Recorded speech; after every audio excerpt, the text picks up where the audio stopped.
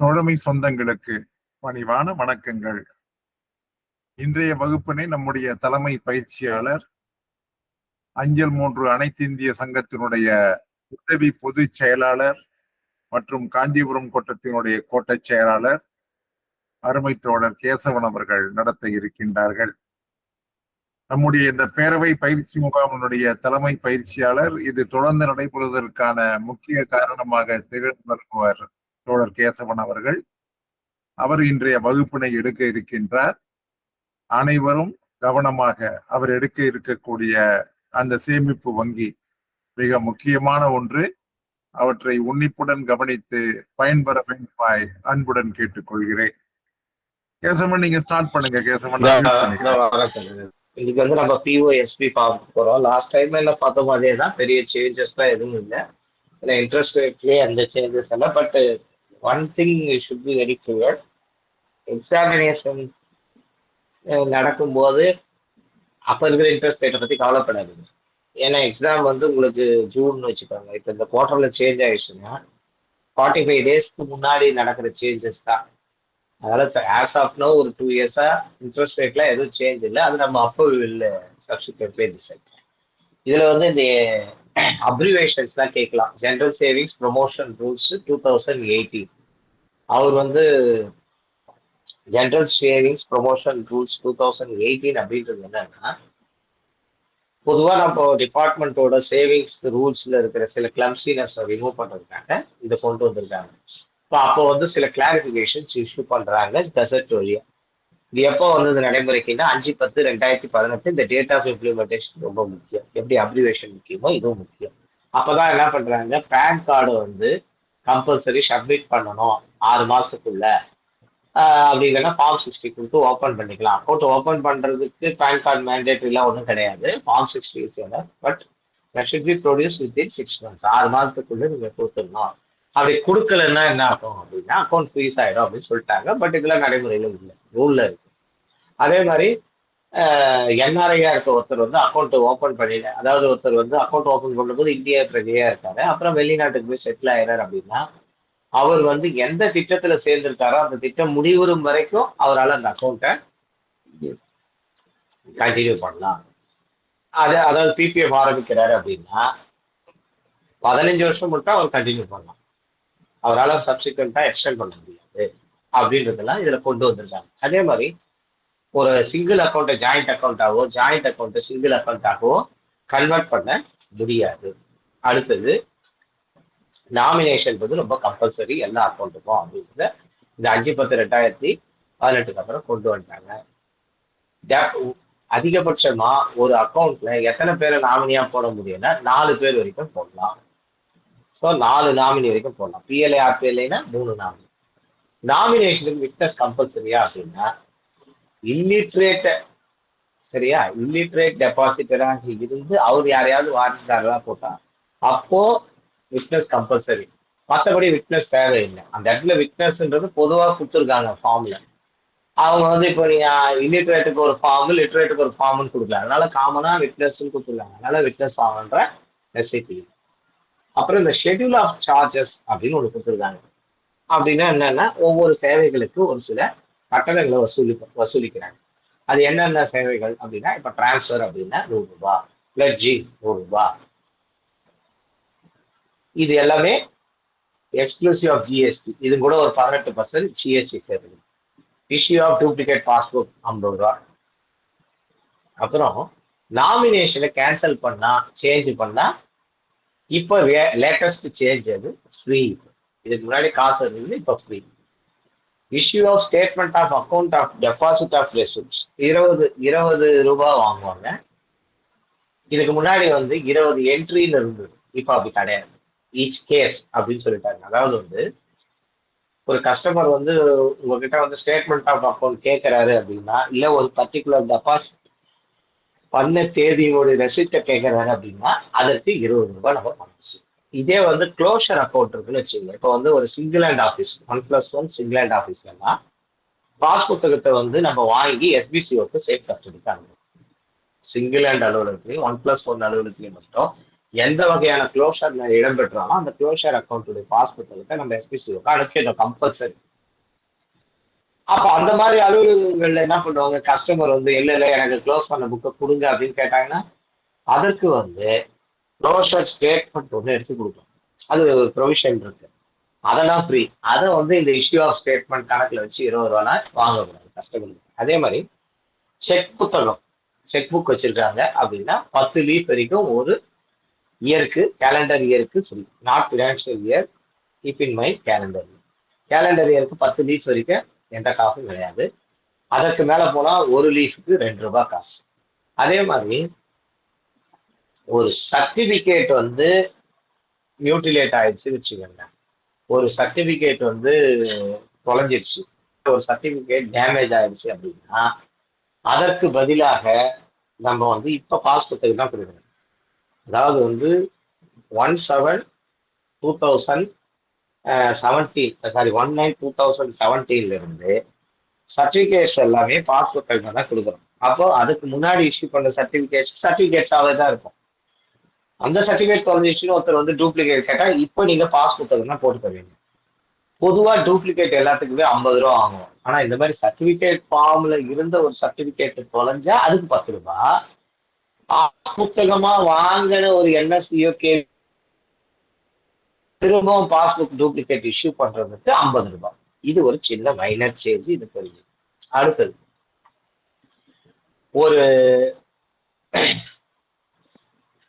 ஒரு பிஓலயோ ஒரு பிஓல ஒரு போஸ்ட் மாஸ்டர், அந்த individual GDS branch post master சொல்றாங்க, அவர் வந்து எவ்வளவு ரூபாய் வரைக்கும் வித்ராயல் கொடுக்கலாம் அப்படின்னா 20,000 வரைக்கும் கொடுக்கலாம். அப்படின்னா என்ன அர்த்தம் அப்படின்னா, கஸ்டமர் வந்து பணம் கேட்டாருன்னா உடனே அவர் வந்து 19,900 ரூபாய் கூட கொடுத்துடலாம். வித்ராயல் பணமும் அவர் கையில பணமும் இருந்ததுன்னா உடனே கொடுத்துடலாம். 25,000 ரூபாய் கேட்டா கொடுக்க கூடாதுன்னா கொடுக்கலாம். ஏஓல அப்ரூவல் வாங்கி கொடுக்கணும். இதான் ரெண்டுத்துக்கு இருக்கிற வித்தியாசம். 20,000 ரூபாய் வரைக்கும் பிபிஎம்ஏ கொடுக்கலாம். தட் மீன்ஸ் 20,000 வரைக்கும். 20,001 வந்த உடனே இந்த கேள்வி கேட்டிருக்காங்க. 20,001 வந்தா மட்டும்தான் ஏஓ கணக்கு. 20,000 வரை பிஓலே கொடுக்கலாம். அதே மாதிரி ஒரு டிரான்சாக்ஷன் எஸ்ஓல பிஓல வந்து ஒரு பிஓல கேஷா நடக்கிற டிரான்சாக்ஷன் 50,000 ரூபாய் வரைக்கும் பண்ணலாம். அதே மாதிரி ஒரு சால், எஸ்ஓஎல் சால் அப்படின்னா சர்வீஸ் அவுட்லெட் அப்படின்னு பேரு. இந்த எஸ்ஓஎல் சால்ல ஒருத்தர் வந்து ஒரு ஆபீஸ்ல கணக்கு வச்சிருக்காரு, ஏஓல. இந்த ஏஓல கணக்கு வச்சிருக்காரு, பக்கத்துல இருக்க ஒரு நியர்பை எஸ்ஓல போய் பணம் எடுக்கிறாருன்னு வச்சுக்காங்க. அப்போ 50,000 ரூபாய் வரைக்கும் அவரு பணம் எடுத்துக்கலாம், பணம் கட்டிக்கலாம், ரெண்டுத்துக்குமே. So SOL means service outlet. Next, இதெல்லாம் லேட்டஸ்ட். ஒருத்தர் வந்து டிடிஎஸ், அதாவது வந்து இது என்னன்னா, ஒருத்தர் வந்து எஸ்பில பணம் கட்டுறாங்கன்னு வச்சுக்கோங்க.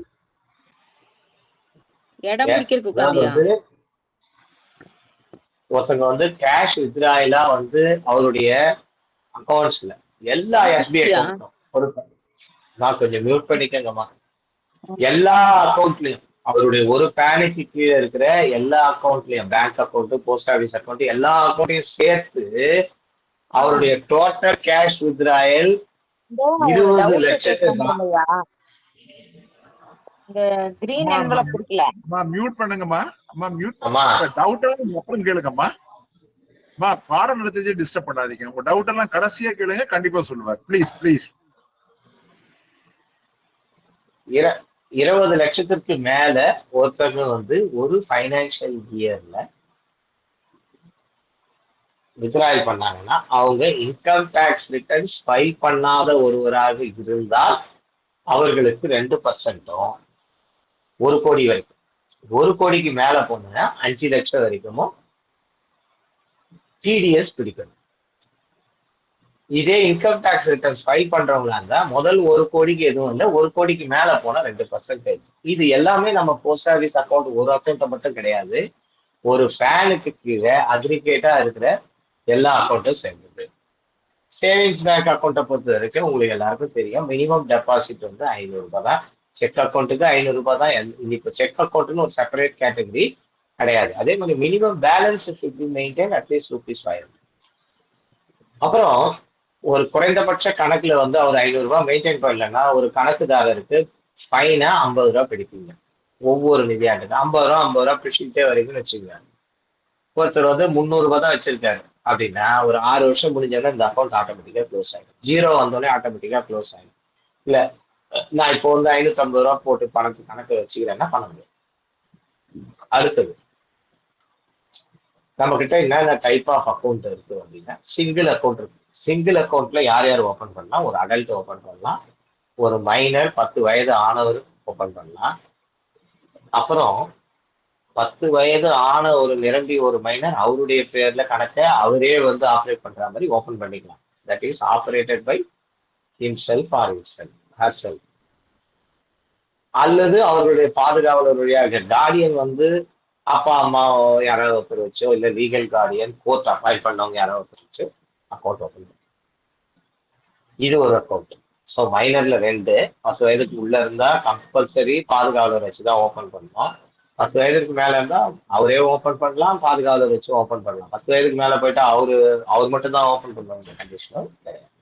ஸோ இது 2 அடல்ட். ஒன்று guardian on behalf of person of unsound mind. அப்படின்னா என்னன்னா கொஞ்சம் மனநிலை தெரிந்தவர்களுக்கு நம்ம வந்து இதுதான் வந்து இப்போ கூட இந்த மாதிரி அன்சவுண்ட் மைண்ட்ன்ற வார்த்தையை டெலீட் பண்ணிட்டாங்க.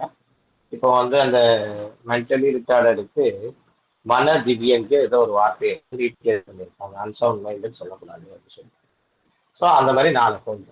ஜாயிண்ட் அக்கௌண்ட்டை பொறுத்த வரைக்கும் 3 அடல்ட் தான் ஓப்பன் பண்ண முடியும். 3 அடல்ட்ஸ். 3 பேர் ஓப்பன் பண்ணலாம்னா 2 அடல்ட் ஒரு மைனர் அப்படிலாம் ஓப்பன் பண்ண முடியாது. 3மே அடல்ட்டா தான் இருக்கும். ஜாயிண்ட் ஏன்னா ஆபரேட்டட் பை ஆல் டெபாசிட்டர்ஸ். அப்படின்னு என்ன அர்த்தம்னா 2 பேர் இருந்தா 2 பேரு, 3 பேர் இருந்தா 3 பேர். ஜாயிண்ட் பி இருந்தா ஆபரேட்டட் செவரலி. அதாவது 3 பேர் இருக்காங்கன்னா 2 பேர் கையெழுத்து போட்டு கூட பணம் எடுத்துக்கலாம், ஒருத்தர் கையெழுத்து போட்டு கூட பணம் எடுத்துக்கலாம். 2 பேர் இருக்காங்கன்னா 2 பேரும் கையெழுத்து போடலாம், ஒருத்தர் கையெழுத்து போடலாம். That is operated severally. இப்போ பேசிக் சேவிங்ஸ் அக்கௌண்ட் அப்படின்னு ஒண்ணு இருக்கு, நம்ம எல்லாருக்கும் தெரியும். இப்போ ஏதாவது ஒரு அரசாங்கத்தினுடைய நலத்திட்டங்கள்ல இருந்து பணம் வரணும்னா டைரக்ட் பெனிஃபிட் டிரான்ஸ்ஃபர், அந்த டிபிடில உங்களுக்கு ஃபண்ட்ஸ் வரணும் அப்படின்னா இந்த கணக்குகளுக்கு மட்டும் நில் பேலன்ஸ்ல அக்கௌண்ட் ஓப்பன், அதாவது ஜீரோ பேலன்ஸ்ல அக்கௌண்ட் ஓப்பன் பண்ணிக்கலாம். மினிமம் பேலன்ஸ் மெயின்டைன் பண்ணன்ற அவசியமும் இந்த கணக்கு கிடையாது. சாதாரண அக்கௌண்டா இருந்தா 500 ரூபாய் கொடுத்து தான் ஓபன் பண்ண முடியும், 500 ரூபாய் மெயின்டைன் பண்ணியே ஆகணும். இந்த கணக்குகளை பொறுத்த வரைக்கும் அக்கௌண்ட் ஓபன் பண்ணும்போது அவர்கள் இந்த திட்டத்தின் கீழே பெனிஃபிஷியரி ஸ்கீம் கீழே தான் ஓபன் பண்றாங்க அப்படிங்கிறதுக்கு ஒரு ப்ரூஃப் வேணும். அதனால தான் நீங்க ஸ்கூல் அக்கௌண்ட்டுக்கு எல்லாத்துக்கும் நீங்க என்ன பண்றீங்க, ஒரு இது வாங்கிறீங்க, பானாஃபைட் சர்டிபிகேட் பிரின்சிபல் கிட்ட வாங்கிறீங்க, இவங்களுக்கு வந்து ஸ்காலர்ஷிப் வரப்போகுது. அதே மாதிரி ஓஏபி அந்த மாதிரி கவர்மெண்ட் பெனிஃபிஷியரி ஸ்கீம்ஸ் கூட இந்த அக்கௌண்ட் ஓப்பன். ஒருத்தருக்கு ஒரே ஒரு சிங்கிள் அக்கௌண்ட், ஒரு ஜாயிண்ட் அக்கௌண்ட் தான் இருக்க முடியும். அப்படின்னா என்ன அர்த்தம் அப்படின்னா ஒருத்தர் வந்து ஒட்டுமொத்த ஸ்டால்ல என்டையர் போஸ்ட் ஆஃபீஸ்ல ஒரு சிங்கிள் அக்கௌண்ட், ஒரு ஜாயிண்ட் அக்கௌண்ட். இப்ப ஜாயிண்ட் அக்கௌண்ட்ல ஏ வந்து பியோட சேர்ந்து ஒரு அக்கௌண்ட் தான் ஓபன் பண்ண முடியும். ஏன்றவர் இன்னொரு ஜாயிண்ட் அக்கௌண்ட் சியோட சேர்ந்து ஆரம்பிச்சுக்கும், அதுக்கு எந்த பாலும் கிடையாது. ஏன்றவர் டின்ற ஒரு நபரோட இன்னொரு ஜாயிண்ட் அக்கௌண்ட் ஆரம்பிச்சுக்கும். சரியா? ஏ ஒரு சிங்கிள் அக்கௌண்ட், ஏ பியோட சேர்ந்து ஒரு ஜாயிண்ட் அக்கௌண்ட், அவ்வளவுதான். இல்ல ஏ பேரை முன்னாடி எழுதுறது, பி பேரை முன்னாடி எழுதிக்கிறேன், ஏ பேரை 2வது எழுதுனா அப்படிலாம் கிடையாது. இதுதான் அதுக்கு அர்த்தம். ஸோ ஒருத்தருக்கு ஒரு சிங்கிள் அக்கௌண்ட், ஒரு ஜாயிண்ட் அக்கௌண்ட் தான் இருக்க முடியும் அப்படின்றதுக்கு ஒரிஜினல் மீனிங் தான். அடுத்தது செக் புக் ஃபெசிலிட்டியை பொறுத்த வரைக்கும் 10 லீவ் போட்டு செக் தராங்க. 10 லீவுக்கு மேல ஒரு கேலண்டர் யூஸ் பண்ணீங்கன்னா நீங்க அடிஷனல் செக் லீவுக்கு ₹2 ஃபீஸ். நாமினேஷன் பொறுத்த வரைக்கும் அதிகபட்சம் 4 பேரை நாமினேஷன் போடலாம். பிஎல்ஏ ஆர்பிஎல் இருந்தால் அதிகபட்சம் 3 பேர். நாமினேஷன் பொறுத்த வரைக்கும் எஸ்பியில 4 பேர் இந்த கேள்வி கேட்டிருக்கோம். சேஞ்ச் ஆஃப் நாமினேஷன் கேன்சலேஷன்லாம் வந்து இப்போ ஃப்ரீ பண்ணிட்டாங்க, ஃப்ரீ தான். இப்போ அது ஒரு இம்பார்ட்டன்ட் சேஞ்ச். நாமினேஷன் சேஞ்ச் எத்தனை தடவை பண்ணாலும் free. Subsequent deposit minimum amount of deposit வந்து ₹10. ஜாயிண்ட் அக்கௌண்ட் வந்து 3 or 2 adults. Yes, 2 adults join பண்ணலாம், 3 adults ஜாயின் பண்ணலாம். மேக்ஸிமம் 3 adults அவ்வளவு. மினிமம் அமௌண்ட் 10 ரூபாய் டெபாசிட்ஸ். மோட் ஆஃப் டெபாசிட் இந்த மாதிரி கேஷ், செக், டிடி, ஐபி எது வேணாலும் இருக்கு. ஒவ்வொரு டிசானர் செக்குக்கும் 118 ரூபாய் கழிச்சுவாங்க. 100 ரூபாய் பிளஸ் 18 ரூபாய் ஜிஎஸ்டி. விட்ராயலை பொறுத்த வரைக்கும் மினிமம் விட்ராயல் அமௌண்ட் 50,000. இப்போ விவோல 20,000க்கு மேல வித்ராயல் பண்ணா prior sanction from the AOS less. Illiterate டெபாசிட்டரா இருந்தா அவங்களுடைய எல்டிஐ லெஃப்ட் தம் இம்ப்ரெஷனை வந்து யாராவது ஒருத்தர் அட்டஸ்ட் பண்ணணும், அந்த சர்டிபிகேட்டை பப்ளிஷ் பண்ணணும். இது ரொம்ப முக்கியமானது. அதே மாதிரி ஒரு மைனர் அக்கௌண்ட்ல இருந்து கார்டியன் வித்ரா பண்ணா ஒவ்வொரு தடவையும் இந்த வித்ரா பண்ணக்கூடிய தொகை வந்து அந்த மைனருடைய நலனுக்காக தான் செலவழிக்கப்படுகிறது அப்படின்னு ஒரு சர்டிபிகேட் இங்கிலீஷ்ல இருக்கும். அதை நம்ம கொடுக்கணும். ஐபிபி, இன்ட்ரெஸ்ட் பேரிங் பேலன்ஸ் அப்படின்னு என்ன இருக்குன்னா, நம்ம கணக்குல வந்து சேவிங்ஸ் கணக்குல வட்டியை கணக்கிடுவதற்கு எந்த தேதியில இருக்கிற இருப்பு எடுத்துப்பாங்க அப்படின்னா 10th ஒரு மாதத்தினுடைய 10ஆம் தேதியும் லாஸ்ட் ஒர்க்கிங் டேல இருக்கிற லோவஸ்ட் பேலன்ஸை எடுத்துப்பாங்க. சரியா? 1ல இருந்து 10 வரைக்கும் இருக்கிறத விட்டுடுவாங்க. 10 டு லாஸ்ட் ஒர்க்கிங் டே தான். இன்ட்ரெஸ்ட்டை கால்குலேட் பண்ணும்போது ஏப்ரல்ல இருந்து மார்ச் வரைக்கும் ஒவ்வொரு மாதத்துக்கும் ஐபிபிபி கண்டுபிடிப்பாங்க. But is interest bearing balance கண்டுபிடிச்சு அந்த 12 மாசம் ஐபிபி கூட்டி 4% ரேட் ஆஃப் இன்ட்ரெஸ்ட் 4/12. அதுதான் வந்து இந்த இன்ட்ரெஸ்ட் பேரிங் பேலன்ஸ் கால்குலேட் பண்ணக்கூடிய மெத்தட். இந்த ஃபார்முலா மட்டும் ஞாபகம் வச்சுக்கணும். Total IBP into ROI divided by. இதுல வந்து ஐபிபி பொறுத்த வரைக்கும் இன்ட்ரெஸ்ட்டை பொறுத்த வரைக்கும் ஒவ்வொரு வருடத்தினுடைய நிதியாண்டு முடிஞ்ச உடனே ஏப்ரல் 1ஆம் தேதி தான் நம்ம வட்டி வந்து நம்ம எஸ்பி பாஸ்புக்ல வர வைப்போம். அடுத்தது ஆர்டி. ஆர்டியை பொறுத்த வரைக்கும் உங்க எல்லாருக்கும் தெரியும், மினிமம் டெனாமினேஷன் 100 ரூபாய், மேக்சிமம் வந்து நோ லிமிட்டு, 10 ரூபாயினுடைய மடங்கு தான். 60 மாசம் கட்டலாம். ஒருவர் எத்தனை கணக்கு வேணாலும் வச்சிருக்கலாம். அப்படி இல்லைன்னா நம்மளாம் India account can be continue for further 5 years with or without deposit. 5 வருடங்களுக்கு மேலேயும் அந்த கணக்கை அடுத்ததாக ஒரு 5 வருடம் மட்டும்தான். சரியா? So extension of RD can be done up to maximum of another 5 years தான்.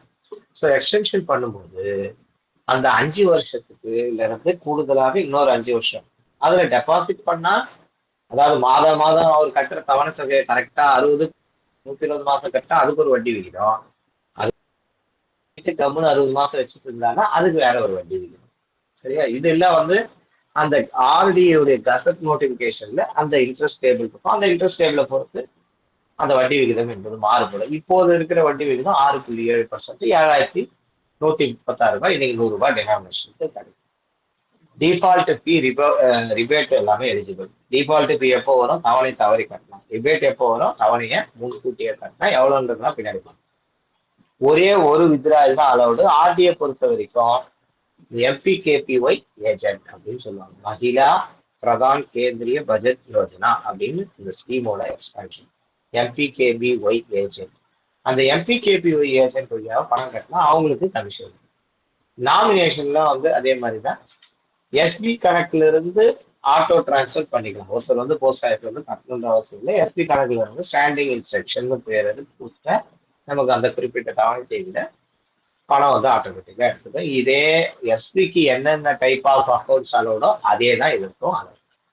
ரிபேட்டை பொறுத்த வரைக்கும் ரிபேட் அப்படிங்கிறது முன்கூட்டியே தவணையை கட்டினாலும் ஒரு 100 ரூபாய் டினாமினேஷனுக்கு 6 மாதத்துக்கு நீங்க முன்கூட்டியே தவணையை கட்டினீங்கன்னா உங்களுக்கு கிடைக்கிற ரிபேட்டு 10 ரூபாய். அதுவே 12 மாதத்துக்கு தவணையை முன்கூட்டியே கட்டினா உங்களுக்கு கிடைக்கிற தொகை 40 ரூபாய். ஸோ 12, 6 அப்படிதான் கூடிட்டே போகும். 6 மாதங்களுடைய மடங்கு தான். ஒருத்தர் 23 மாசம் கட்டினார்னா அவருக்கு 18 மாசம் என்ன தவணை 100 ரூபாய் டெனாமினேஷன்னா 50 ரூபாய் ரிபேட் தான் கிடைக்கும். 24 மாசம் கட்டினார்னா அவருக்கு 80 ரூபாய் கிடைக்கும். இந்த மாதிரி இப்படிதான் ரிபேட்டை கால்குலேட் பண்ணுவாங்க. ஸோ நமக்கு எக்ஸாம்ல எப்படி கேட்பாங்கன்னா, ஒரு 1000 ரூபாய் டெனாமினேஷன் கொண்ட ஆர்டிக்கு 43 மாசம் கட்டினா எவ்வளவு கிடைக்கும் அப்படின்னு. அப்போ நம்ம வந்து 12, 36 அப்போ ஒரு 6, ஸோ 42, 43னா 42 மாதத்துக்கு என்ன கிடைக்குமோ அதுதான் கிடைக்கும் அப்படின்னு நம்ம யோசனை பண்ணி கால்குலேட் பண்ணி பண்ற மாதிரி தான் கேட்பாங்க கேள்வி. அதே மாதிரி ஆர்டியை பொறுத்த வரைக்கும் ஒரு கேலண்டர் மந்த்ல 1ஆம் தேதியில இருந்து கடைசி தேதி வரைக்கும் தினம் வந்து போஸ்ட் ஆஃபீஸ்ல ஒருத்தர் கட்டிட்டே இருந்தாலும் எப்பெல்லாம் அவருக்கு ரிபேட் எலிஜிபிளோ அப்பெல்லாம் அவருக்கு ரிபேட் ஆட்டோமேட்டிக்கா வந்துடும். ஸோ ஒரே நேரத்தில் தான் கட்டணுன்ற அவசியமும் கிடையாது. அதனால advance deposits made in different dates will also be calculated. இது வந்து சப்சிக்வெண்ட் டெபாசிட்டை பொறுத்த வரைக்கும் 1ஆம் தேதியில இருந்து 15 இதெல்லாம் உங்களுக்கு தெரிஞ்சதுதான். 1ல இருந்து 15 தேதிக்குள்ள அக்கௌண்ட் ஓபன் பண்ணா 15 தேதிக்குள்ளே தான் கட்டிடணும். 16ல இருந்து லாஸ்ட் ஒர்க்கிங் டே வந்தா அதே மாதிரி லாஸ்ட் ஒர்க்கிங் டே வரைக்கும் எப்போ வேணா கட்டிக்கலாம். அதாவது 1ஆம் தேதியில இருந்து லாஸ்ட் ஒர்க்கிங் டேக்குள்ள எப்போ வேணா கட்டிக்கலாம். அதே மாதிரி டிஃபால்ட் எப்போ வாங்குவாங்க? தவணை தவறி போச்சுன்னா டிஃபால்ட் வாங்குவாங்க.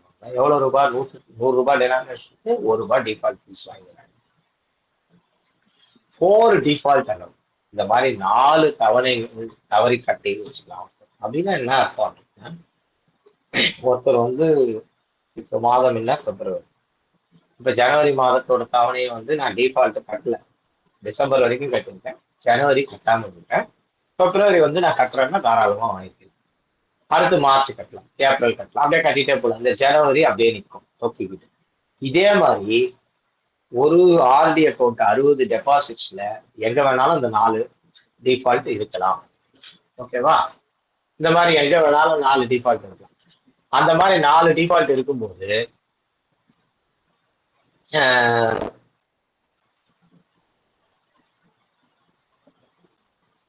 60 மாசம் முடிஞ்ச உடனே 61வது மாசம் 62, 63, 64 அவர் கட்டிடுவோம், க்ளோஸ் பண்ணிக்கலாம். இல்ல இந்த 60 மாசத்துலயே நான் முடிச்சுக்கிறேன் அப்படின்னு சொன்னாருன்னா 56 மாதத்துக்குரிய தவணை அதுக்கு எவ்வளவு ப்ரொபோர்ஷன் வட்டியோ அதை போட்டு கொடுத்துருவோம். இந்த மாதிரி 4 விட்டுட்டு 5, 6 5வது தவணை 6வது தவணை தவறு இப்போ கட்டுறாருன்னா 5 வரைக்கும் வந்துச்சுன்னா ஃபுல்லா கட்டணும். 4 வரைக்கும் அவருக்கு என்ன அலோடுன்னா இந்த 60 மாச தவணையில 4 தவணை தவறிய மாதங்களை எங்க வேணாலும் பிக்ஸ் பண்ணிக்கலாம். அது 1ஆவதா இருக்கலாம், 10ஆவதா இருக்கலாம், 20ஆ இருக்கலாம். ஆனா 4 தாண்டி 5 வந்துருச்சுன்னா 5 தவணையும் அவர் ஒன்னா கட்டி தான் ஆகணும். 6 வந்துருச்சுன்னா ஒன்னாதான் கட்டி ஆகணும். 7 வந்துச்சுன்னா அவரை கட்டவே முடியாது. இதுதான் எனக்கு அர்த்தம். So if it exceeds 4 default account become discontinue. Discontinued ஆயிடுச்சுன்னா அவருக்கு கூடுதலாக 2 மாதம் மட்டும் அவருக்கு இது கொடுக்குறாங்க, ஒரு சலுகை கொடுக்குறாங்க. டிஸ்கண்டினியூ அப்ப இதுல வந்து டிஃபால்ட் 4 வந்து டிஸ்கண்டினியூ ஆயிட்டா எத்தனை தவணை கொடுப்பாங்க எக்ஸ்ட்ரானா 2. ஸோ இந்த 2 5, 6 மொத்தமா கட்டிடும். இதுதான் இதுக்கு மீன். இதுதான் சொல்றாங்க. ஓகேவா? 6 தாண்டிடுச்சுன்னா உங்களால ஒன்றும் பண்ண முடியாது. Discontinued account. வித்ட்ராவல் அப்படிங்கன்னா ஆர்டியில் என்ன சார் வித்ட்ராயல் அப்படின்னா, ஒருத்தர் வந்து ஒரு அவருடைய என்டையர் அந்த 60 மாத தவணையில ஒரே ஒரு தடவை ஒரு வித்ட்ராயல் எடுத்துக்கலாம். எப்போ எடுத்துக்கலாம் அப்படின்னா, இந்த கணக்கு துவங்கி 1 வருடம் முடிஞ்சிருக்கணும், 12 தவணைகளாவது கட்டியிருக்கணும், 2மே கம்ப்ளீட். முதல் தவணையிலே ஒருத்தர் அட்வான்ஸ் டெபாசிட் 12 மாசத்துக்கு கட்டிட்டு, ஜனவரி மாசம் ஒருத்தர் 12 மாசம் கட்டிட்டாரு முதல்ல, பிப்ரவரி இன்னைக்கு இந்த மாசம் வராது, எனக்கு போன மாசம் நான் 12 கட்டிட்டேன், இப்ப எனக்கு வித்ட்ராயல் கொடுங்க அப்படின்னா கொடுக்க முடியாது. ஏன் அப்படின்னா கணக்கு துவங்கினதே போன ஜனவரி மாதம் தான். ஜனவரி 2027 அப்புறம் தான், ஜனவரி 2027 தான் அவருக்கு எலிஜிபிலிட்டியே வருது இந்த வித்ட்ராயல் எடுக்கிறது. ஸோ 2 கண்டிஷனையும் சாட்டிஸ்ஃபை பண்ணலாம். 12 டெபாசிட் கட்டியிருக்கலாம், 1 வருடமும் முடிஞ்சிருக்கலாம். எவ்வளவு ரூபாய் தருவாங்கன்னா, நீங்க வித்ட்ராயல் கேட்கிற அன்னைக்கு தேதியில இருக்கிற பேலன்ஸ்ல எவ்வளவு இருக்கோ அதுல 50% தொகையை வித்ட்ராயல் கொடுப்பாங்க. வித்ட்ராயல் வந்து 10 மடங்குல தான் இருக்கும் வித்ட்ராயல் தொகை. இப்ப வித்ட்ராயல் கொடுத்தா பிரான்ச் ஆபீஸ்ல ஒருத்தர் வித்ட்ராயல் கொடுக்குறாங்க ஆர்டி அக்கௌண்ட். இப்ப நாங்க வந்து எஸ்பியில வந்து 20,000 வரைக்கும் பிபிஎம்ல கொடுக்கலாம்னு சொல்லியிருக்கோம். ஒருத்தர் 100 ரூபாய் ஆர்டி துவங்கி இருக்காரு, 30 மாசம் கட்டிட்டாரு, 1500 ரூபாய் அவருக்கு வித்ட்ராயல் எலிஜிபிள். அவர் வந்து 1500 ரூபாய் கொடுக்குறாருன்னா நம்ம கொடுக்கல. எஸ்பிக்கு தான் 20,000 வரைக்கும் கொடுக்கலாம். இங்க ஒரு 1000 ரூபாயோ 500 ரூபாயோ எவ்வளவு ஒரு வித்ட்ராயல் எலிஜிபிளா இருந்தாலும் அந்த வித்ட்ராயல் எலிஜிபிலிட்டியை வந்து பாஸ் பண்ண வேண்டியது அக்கௌண்ட் ஆஃபீஸ்ல இருக்காங்க. அதனால அக்கௌண்ட் ஆஃபீஸ் நினைச்சுதான் வித்ட்ராயல் பண்ண முடியும். எவ்வளவு வந்து வித்ட்ராயல் எடுத்தா அதுக்கு, அதனாலதான் அதுக்கு பேர் வந்து லோன்னு கூட சொல்லுவாங்க. நம்ம சொல்ல கேட்கலாம். ஆக்சுவலா ஆர்டி வித்ட்ராயல் ரூல் இருக்கும், பட் ஆர்டி லோன் அப்படின்னு சொல்லுவோம். ஆனா நம்ம கிணத்துலயே ஆர்டி லோன் அக்கௌண்ட் அப்படின்னா போடுது. நம்ம லோனு அதை வித்ட்ராயல் வாங்கினோம்னா அந்த அக்கௌண்ட்டோட 0 சேர்த்து ஒரு லோன் அக்கௌண்ட் கிரியேட் ஆயிடும். ஸோ இன்ட்ரெஸ்ட் வந்து எவ்வளவு ரூபாய் சார்ஜ் பண்றாங்க அப்படின்னா, நீங்க லோன் வாங்கின அன்னைக்கு இருக்கிற ஆர்டி பிளஸ் 2%. ஆர்டியோடைய வட்டி விகிதம் என்னவோ இன்னைக்கு வந்து ஒருத்தர் எடுத்தாருன்னா 6.7% பிளஸ் 2% 8.7%. இந்த வித்ராயில் ஒருத்தர் வாங்கிட்டாருன்னா அவர் வந்து அந்த தவணையை அடைப்பதற்கு 2 விதமான வழிமுறைகள் கொடுத்திருக்காங்க. ஒண்ணு தவணையை முழுமையா கட்டிடலாம், அல்லது இன்ஸ்டால்மெண்ட்லையும் கட்டலாம். ரீபேமெண்டா வித்ராயல் எப்பெல்லாம் வித்ராயல ரீபேமெண்ட் பண்ணலாம் ஒரு டெபாசிட்டர் அப்படின்னா, நான் முதலே சொன்ன மாதிரி 1 லம்சமா கட்டலாம், அல்லது ஈக்குவேட்டட் மந்த்லி இன்ஸ்டால்மெண்ட்லையும் கட்டலாம். இப்போ ரீபேமெண்ட்டை பொறுத்த வரைக்கும் எப்படி லோன் வந்து 10 ரூபாய் மடங்குல இருக்குமோ அதே மாதிரி தான் இந்த ரீபேமெண்ட் இன்ஸ்டால்மெண்ட்டும் 10 ரூபாய் மடங்குல தான் இருக்கணும். இன்னொன்று வந்து நான் இப்போ வந்து லோனை ஃபர்ஸ்ட் கட்டிடுறேன், 1ஆம் தேதி வந்து நான் லோனை ஒரு 1000 ரூபாய் கட்டிடுறேன், கடைசி நாள் வந்து நான் டெபாசிட் பண்ணிக்கிறேன் அப்படின்னா பண்ண முடியும். லோன் தவணை தொகையில ஆர்டியோட தவணை தொகையோட சேர்த்து ஆர்டியோட இன்ஸ்டால்மெண்ட் அமௌண்ட்டோட தான் இந்த லோன் கட்டணும். ப்ரீமெச்சூர் க்ளோஷர் எல்லாருக்கும் தெரியும், 3 வருடம் ப்ரீமெச்சூர் க்ளோஷர். ப்ரீமெச்சூர் க்ளோஷர் என்ன, 3 வருஷம் ஆனா போதும், ஒரே ஒரு தவணை கட்டி கூட 3 வருஷம் கழிச்சு க்ளோஸ் பண்ணிக்கலாம். லோன் மாதிரி கிடையாது, 2 கண்டிஷன் சாட்டிஸ்ஃபை பண்ணணும், 1 இயர் முடிஞ்சிருக்கணும், 12 தவணை கட்டிருக்கணும் கண்டிஷன் இது கிடையாது. Discontinued account can also be closed to prematurely. அதுதான் அதுக்கு அர்த்தம். ஒரே ஒரு தவணை கட்டிட்டு கம்பெனி உட்கார்ந்து 36 மாசம் கழிச்சுட்டு நீங்க க்ளோஸ் பண்ணிக்கலாம். இன்ட்ரெஸ்ட் வந்து எஸ்பி ரேட் ஆஃப் இன்ட்ரெஸ்ட் தான். சப்போஸ் இந்த இடைப்பட்ட காலத்துல நீங்க வந்து ஏதாவது பெனால்டி இன்ட்ரெஸ்ட் கட்டிட்டீங்கன்னா அதையும் திரும்பி கொடுத்துருவாங்க. சரியா? இப்போ கட்டின பெனால்டி இன்ட்ரெஸ்டையும் இந்த ஆர்டி அக்கௌண்டோட திருப்பி கொடுத்துருவாங்க. க்ளோஷரை பொறுத்த வரைக்கும் 5 வருடங்கள் கழிச்சு தான் க்ளோஸ் பண்ணுவாங்க. க்ளோஷர் ப்ரொசீஜர் தான் 20,000 கீழே இருந்தா கேஷ், 20,000 மேல போனா நம்ம வந்து எஸ்பி அக்கௌண்ட்ல தான். Next extension of RD account அப்படின்னா என்னன்னா, ஒரு 5 வருடம் 60 தவணைகள் முடிந்த ஒரு ஆர்டி அக்கௌண்ட்டை நம்ம வந்து நான் முதலே சொன்னேன் with or without deposit continue பண்ணலாம். ஏதாவது ஆப்ஷன் கொடுக்கணுமானா எந்த ஆப்ஷனும் கொடுக்க வேண்டிய அவசியம் இல்லை, எப்ப வேணாலும் க்ளோஸ் பண்ணிக்கலாம். 61, 62, 63. இப்போ அக்கௌண்ட் ஓப்பன் பண்ணும்போது தான் 36 மாசத்துக்குள்ள க்ளோஸ் பண்ண முடியாது. எக்ஸ்டெண்டட் அக்கௌண்ட்டை எப்போ வேணாலும் க்ளோஸ் பண்ணிக்கலாம். இது வந்து எக்ஸ்டெண்டட் அக்கௌண்ட். சரி, எவ்வளவு தவணை கட்டா எவ்வளவு வரும்ன்றதுக்குலாம் செப்பரேட் டேபிள், அதுதான் அந்த டேபிளை பார்க்கலாம் கொடுக்கும். அதெல்லாம் ஒன்றும் நீங்க ஃபாலோ பண்ணாதீங்க, அதெல்லாம் பயன்படுத்தும். இது வந்து ஆர்டியில இன்சூரன்ஸ் ஸ்கீம்னு சொல்லுவாங்க. ப்ரொடெக்டட் சேவிங் அப்படின்னா என்ன அப்படின்னா, ஒருத்தர் ஆர்டியோட கணக்கு துவங்கியிருக்காரு, அந்த ஆர்டி கணக்கு கட்டிட்டே வர்றாரு, இடையில இறந்து போயிட்டாரு அப்படின்னா ஒரு 100 ரூபாய் டினாமினேஷன் ஆர்டிக்கு என்ன மெச்சூரிட்டி வேல்யூ கிடைக்குமோ அந்த மெச்சூரிட்டி வேல்யூவை அவருக்கு கொடுப்பதற்கு முயற்சி பண்ணுவாங்க. சப்போஸ் அவர் கட்டின தொகையுடைய ஆக்சுவலா வந்து அவருக்கு டெத் கிளைம் க்ளோஷர் பண்ணும்போது அமௌண்ட் அதிகமா கிடைச்சி இந்த 100 ரூபாய் டினாமினேஷனுக்கு இப்போ எவ்வளவு கிடைக்குது, 7,137 ரூபாய் கிடைக்குது. அப்ப அந்த 7,137 ரூபாய் வந்து கம்மியா இருக்கு, அவருக்கு ஆக்சுவல் க்ளோஷர் அதிகமா இருக்குன்னா அவருக்கு ஆக்சுவல் க்ளோஷர் கொடுத்தோம். இப்படிதான் ரூல்ஸ் சொல்லுது. இது ரொம்ப முக்கியமானது. இது எல்லா வருஷமும் இந்த கேள்வி கேட்டிருக்காங்க. இது வந்து எப்படி கேட்பாங்கன்னா, protected saving scheme which one of the following is incorrect தான் கேள்வி. Age of the depositor 18 to 55. இதுக்கு முன்னாடி 53 இருந்தது, அதனால அதை கேட்ட உடனே ஜனங்க எல்லாரும் 53 சொல்றாங்க.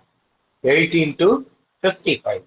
அக்கௌண்ட்டை பொறுத்த வரைக்கும் maximum maturity value of denomination of 100 தான்.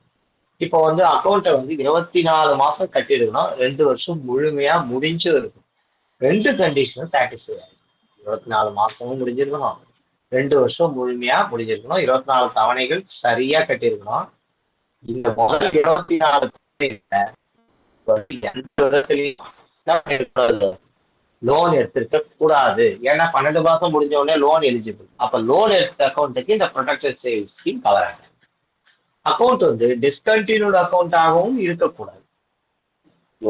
24 மாசம் முடிஞ்சாலும் கரண்ட்ல இருக்கணும். 24 மாசம் முடிஞ்சிருச்சு, ஆனா 6 மாசம் தவணை விட்டு போச்சு, 5 மாசம் தவணை விட்டு போச்சுன்னா தான் டிஸ்கன்டினியூ. 6 மாசம் முடிச்சிருந்தா தான் டிஸ்கன்டினியூன்னு சொல்றது. அதுவும் இருக்கக்கூடாது. டெபாசிட்டார் இறந்ததுல இருந்து அந்த டெத் கிளைமை 1 வருடத்திற்குள்ள அவரு கொடுத்துருவாரு.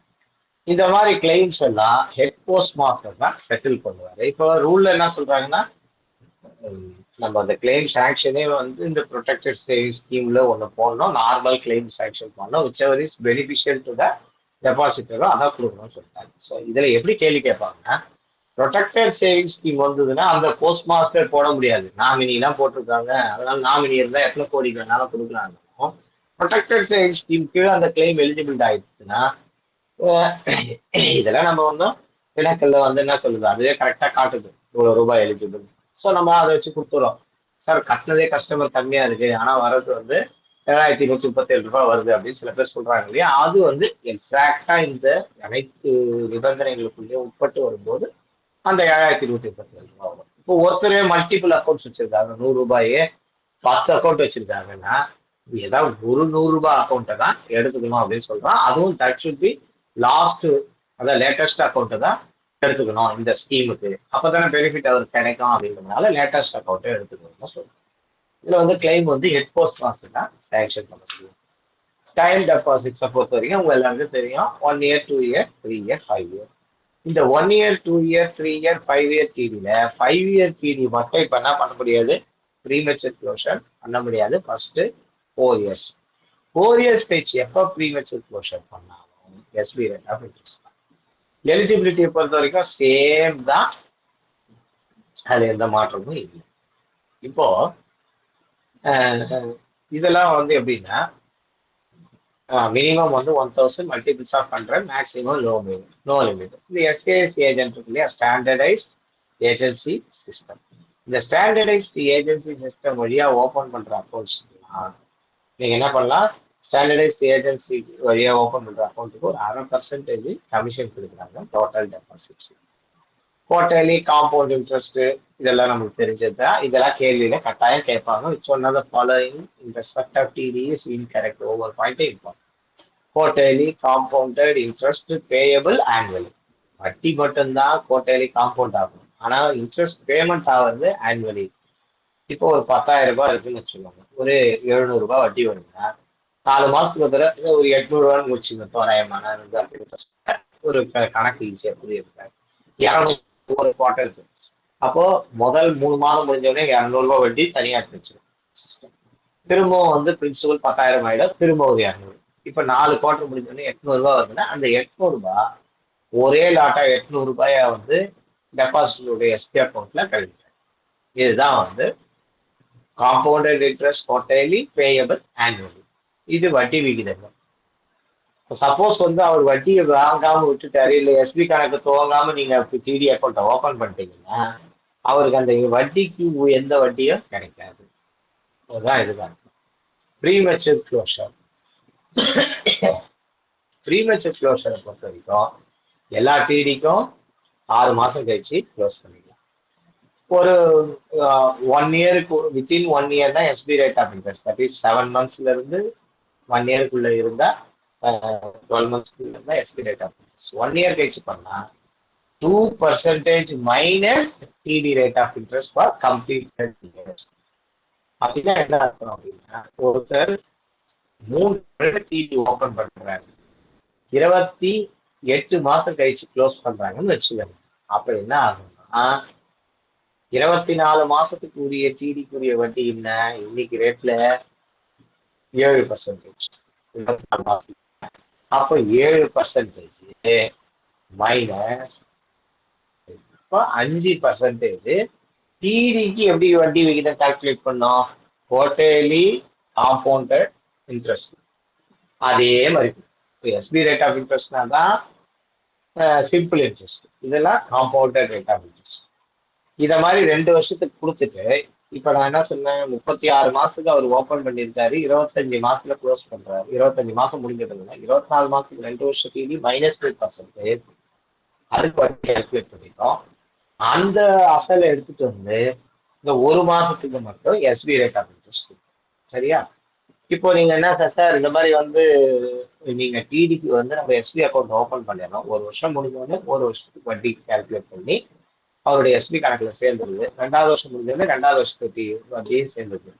இப்போ நீங்க 3வது வருஷம் வந்தோடனே டிடியை நீங்க அவர் 25 மாசம் முடிச்சு க்ளோஸ் பண்றாரு அப்படிங்கும்போது ஏற்கனவே அவருக்கு 2 தடவை கொடுக்கப்பட்ட அந்த ஆண்டு வட்டின்றது அவர் கணக்கு துவங்கும் போது 3 வருட டிடியா துவங்கினாருன்ற அந்த வட்டி விகிதத்துல கொடுத்துட்டாங்க. அப்போ ஹையர் இன்ட்ரெஸ்ட் ரேட் ஆல்ரெடி கழிச்சுட்டு கொடுத்தோம். ப்ரீமெச்சூர் க்ளோஷரை பொறுத்த வரைக்கும் 5 வருஷ டிடி 4 வருஷத்துக்கு முன்னாடி க்ளோஸ் பண்ணவே முடியாது. 4 வருஷம் முடிஞ்சாலும் வெறும் எஸ்பி ரேட் ஆஃப் இன்ட்ரெஸ்ட் தான்.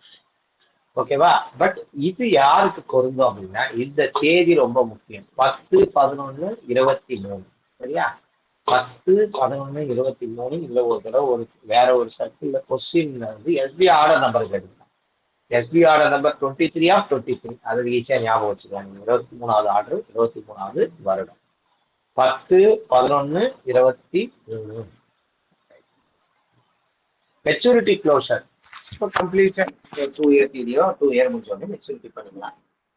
அதே மாதிரி 3 வருஷம் பீரியட் 3 வருஷம் முடிஞ்சோடனே மெச்சூரிட்டி மெச்சூரிட்டி பீரியட்ல டிடியை க்ளோஸ் பண்ணீங்கன்னா மெச்சூரிட்டி ஆன பிறகு போஸ்ட் மெச்சூரிட்டி இன்ட்ரெஸ்ட் அதான் பிஎம்ஐ, அது எஸ்பி ரேட் ஆஃப் இன்ட்ரெஸ்ட் கிடைக்கும். அடுத்தது இது extension of account. Extension of TD account அப்படின்னா என்னன்னா டிடி அக்கௌண்ட்டை பொறுத்த வரைக்கும் அவர் வந்து கஸ்டமர் வந்து ஒரு எக்ஸ்டென்ஷன் கொடுக்கணும்.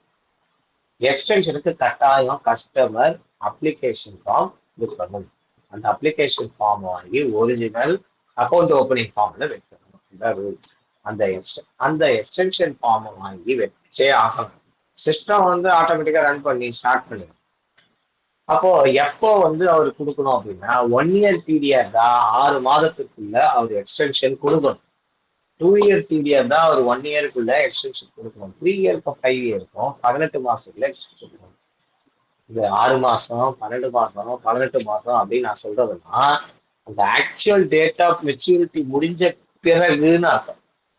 ஒருத்தர் என்ன தேதி? பிப்ரவரி 12 12/2/2025 ஒருத்தர் அக்கௌண்ட் ஓபன் பண்ணிட்டாருன்னா அது 11/2/2025 12/2/2026 க்ளோஸ் ஆயிடுச்சு.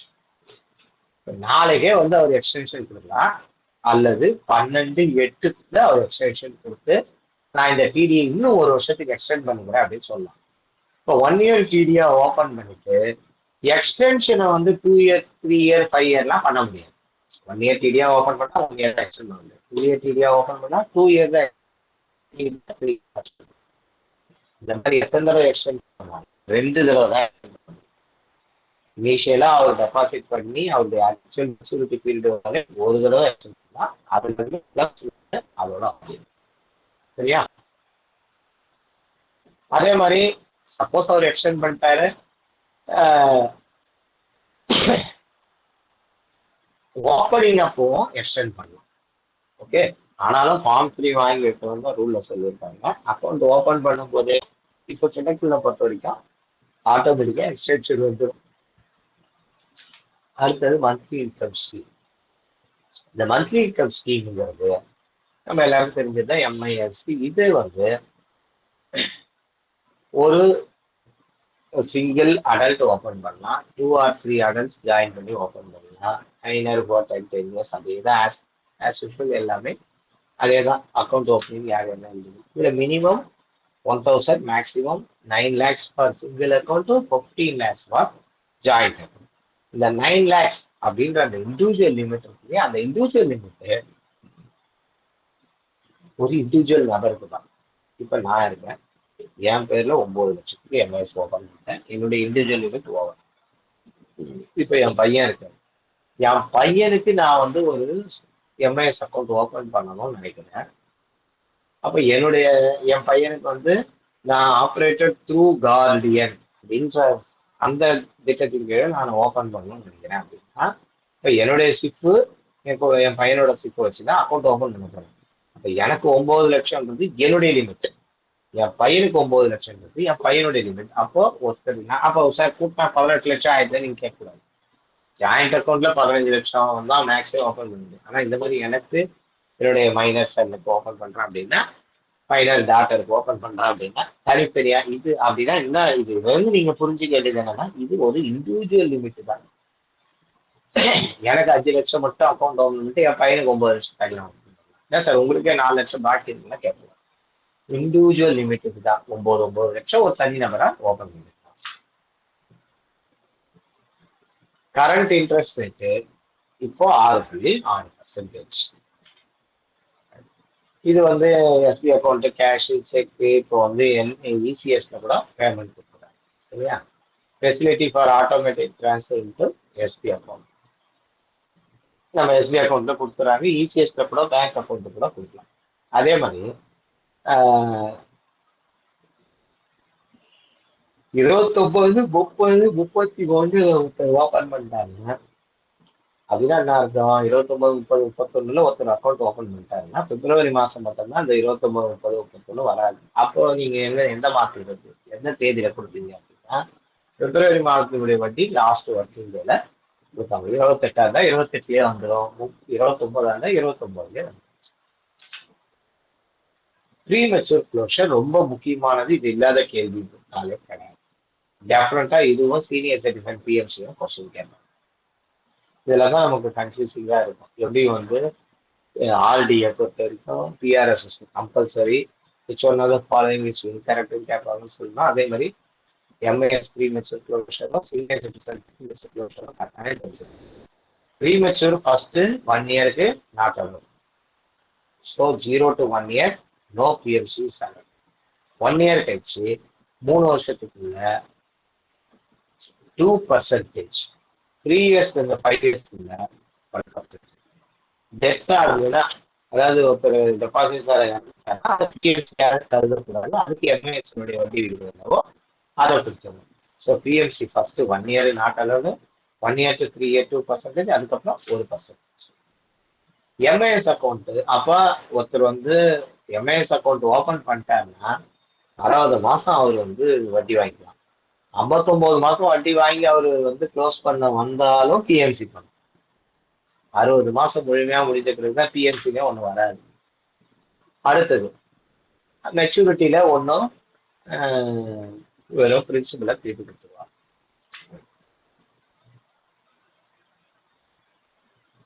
இது அப்புறம் பார்க்கலாம். சீனியர் சிட்டிசன்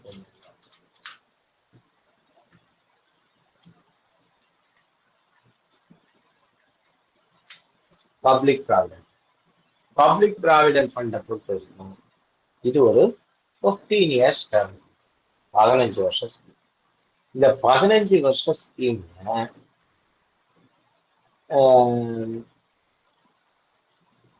15 வருஷம் scheme rate of interest 7.1%.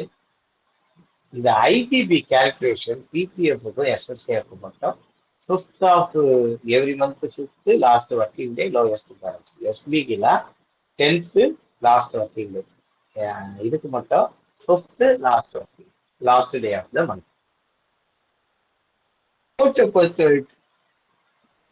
PPF account எந்த ஆஃபீஸ் வேணாலும் ஓபன் பண்ணலாம், இன்க்ளூடிங் பிஓல ஓபன் பண்ணலான்றீங்க, தாராளமா பிஓல ஓபன் பண்ணலாம். பிஓல ஓபன் பண்ணா செக் தான், சப்சிக்வெண்ட் டெபாசிட் செக் தான். ஆனா இன்னும் டிவைஸ்ல அந்த ஆப்ஷன் வரலன்றதுனால நம்ம ஓபன் பண்ணலாம். பிபிஎஃப் பொறுத்த வரைக்கும் சிங்கிள் அக்கௌண்ட் ஓபன் பண்ணலாம். மைனர் அக்கௌண்ட் கார்டினால மட்டும்தான் ஓபன் பண்ண முடியும். இண்டிவிஜுவலா மைனர் 10 வயசு ஆயிடுச்சுன்னா அக்கௌண்ட் ஓபன் பண்ண முடியாது. நம்பர் ஆஃப் அக்கௌண்ட் ஒருத்தர் பேங்க்ல வச்சுக்கலாம் அல்லது போஸ்ட் ஆஃபீஸ்ல வச்சுக்கலாம். அதே மாதிரி bank to post office transfer பண்ணலாம், post office to bank transfer பண்ணலாம். ஒருத்தர் அவருடைய பேர்ல ஒரு அக்கௌண்ட் வச்சுக்கலாம், அவருடைய மைனர் குழந்தைகள் பேர்ல கார்டியனாக இன்னொரு அக்கௌண்ட் வந்து அவர் ஓபன் பண்ணிக்கலாம். சார் அவருக்கு 2 குழந்தை, அவர் பேர்ல ஒரு அக்கௌண்ட், குழந்தைங்க பேர்ல 2 பிபிஎஃப் அக்கௌண்ட். சார் அவருக்கு 3 குழந்தை, அது பேர்ல ஒரு அக்கௌண்ட், 3 அக்கௌண்ட்டும் ஓபன் பண்ணிக்கலாம். ஆனா என்ன கண்டிஷன் அப்படின்னா நீங்க இந்த 4 அக்கௌண்ட்டோ 3 அக்கௌண்ட்டோ 2 அக்கௌண்ட்டோ எத்தனை அக்கௌண்ட் அவர் ஓபன் பண்ணிருக்காரோ அத்தனை அக்கௌண்ட்டையும் கூட்டினா அவருடைய அந்த நிதி ஆண்டுல 1,50,000 அப்படின்ற அந்த சீலிங்கை தாண்டக்கூடாது. இப்போ மற்ற அக்கௌண்ட் மாதிரி இது கிடையாது. குறைந்தபட்சம் 500 ரூபாய்க்கு அக்கௌண்ட் ஓபன் பண்ணிட்டீங்கன்னா அதிகபட்சம் ஒரு நிதி ஆண்டுல ஒரு பினான்சியல் இயர்ல 1,50,000 தான் கட்ட முடியும். நான் எனக்கு ஒரு அக்கௌண்ட் வச்சிருக்கேன், சிங்கிள் அக்கௌண்ட்னா 1,50,000 கட்டிடுவேன். நான் எனக்கு ஒரு அக்கௌண்ட் வச்சிருக்கேன், என் பையனுக்கு என்னுடைய அக்கௌண்ட்ல. ஏன்னா இந்த அக்கௌண்ட் 10 வயதுக்கு மேல இருக்கிற மைனரா இருந்தாலும் அவங்களால செல்ஃபா ஆப்ரேட் பண்ண முடியாது. கார்டியன் வச்சு தான் 18 வயசு வரைக்கும் ஓப்பன் பண்ணும். எஸ்எஸ்ஏ மாதிரியே தான் 18 வயசு ஆன பிறகுதான் அவங்க பேருக்கு அக்கௌண்ட் டிரான்ஸ்ஃபர் ஆகும். ஆர்டி அக்கௌண்ட் மாதிரிலாம் இது கிடையாது. அப்போ நான் என் பேர்ல வச்சிருக்க அக்கௌண்ட், என் பையன் பேர்ல ஒரு அக்கௌண்ட் வச்சிருக்கேன்னா ரெண்டுத்துலயும் சேர்த்து 1,50,000. நான் என் பேர்ல ஒரு அக்கௌண்ட், என் பையன் பேர்ல ஒரு அக்கௌண்ட், என் பொண்ணு பேர்ல ஒரு அக்கௌண்ட், 3 அக்கௌண்ட் சேர்த்து 1,50,000 தான். ஸோ எத்தனை சப்ஸ்கிரிப்ஷன் வந்தாலும் கட்டிக்கலாம். அதாவது 100 ரூபாயோ 150 ரூபாயோ எவ்வளவு ரூபாயோ வந்து அவர் வந்து கட்டிட்டே போகலாம். 50 ரூபாய்களையும் மடங்களை எவ்வளவு வேணாலும் கட்டிட்டு. ஒரு நிதியாண்டுல தவணை தவறிட்டாருன்னா அவர் வந்து தவணைக்கு தவறியதற்குரிய ஃபைனா 50 ரூபாய் பண்ணணும். சரியா? அதே மாதிரி அக்கௌண்ட்டை ஓபன் பண்ணும்போது 500 ரூபாய் கொடுத்துதான் இப்ப நம்ம அக்கௌண்ட் ஓபன் பண்றோம். ஆனா அப்படி இல்லை. 100 ரூபாய் கொடுத்து ஓபன் ஆயிடும். அந்த மெயின்டைன் பண்ணலன்னா அந்த அக்கௌண்ட் ஆட்டோமேட்டிக்கா க்ளோஸ் ஆயிடும். அதுக்கு வட்டியும் கிடைக்காது. இந்த அக்கௌண்ட்டை பொறுத்த வரைக்கும் லோனு வித்ட்ராயல் ரெண்டுமே எலிஜிபிள். லோனுன்ற வார்த்தை வந்தா கட்டாயம் வட்டின்னு ஒண்ணு இருக்கும். வித்ட்ராயல்னு வந்தா வட்டி கிடைக்கும். Extension of account after the maturity. RD அக்கௌண்ட்ல 5 வருஷம் எக்ஸ்டெண்ட் பண்ணிடலாம், அதுக்கு மேல எக்ஸ்டெண்ட் பண்ண முடியாது. டிடி அக்கௌண்ட்ல 1 வருஷம் டிடியா இருந்தா திரும்ப 1 வருஷம், திரும்ப 1 வருஷம்னு 2 தடவை எக்ஸ்டெண்ட் பண்ணலாம், அதுக்கு மேல எக்ஸ்டெண்ட் பண்ண முடியாது. ஆனா பிபிஎஃப்ல 5 வருடமாக எத்தனை தடவை எக்ஸ்டெண்ட் பண்ணிட்டே போலாம், no limit. Income tax rebate இருக்கு, இன்ட்ரெஸ்ட்டுக்கு வந்து வட்டி கிடையாது, அசலுக்கு வட்டி கிடையாது, அப்புறம் வந்து அந்த கேபிட்டல் கெயின் டேக்ஸ்லாம் இதுக்கு கிடையாது. இது வந்து கோர்ட் அட்டாச்மெண்ட்லாம் பண்ண முடியாது. ஒரு பிஓல இருந்து பிஓக்கு, ஒரு PO to bank, bank to பிஓக்கு டிரான்ஸ்ஃபர். லோன் எப்ப சார் எலிஜிபிளா அப்படின்னா இது வந்து முக்கியமானது. இது இப்ப மாறிடுது. லோன் அப்படிங்கிறது 1 வருடம் முடிந்த பிறகு லோன் எடுத்துக்கலாம். ஒருத்தர் அவருடைய கணக்குல 1 வருடம் முடிந்த பிறகு லோன் எடுத்துக்கலாம். எப்ப லோன் எடுத்துக்கலாம் அப்படின்னா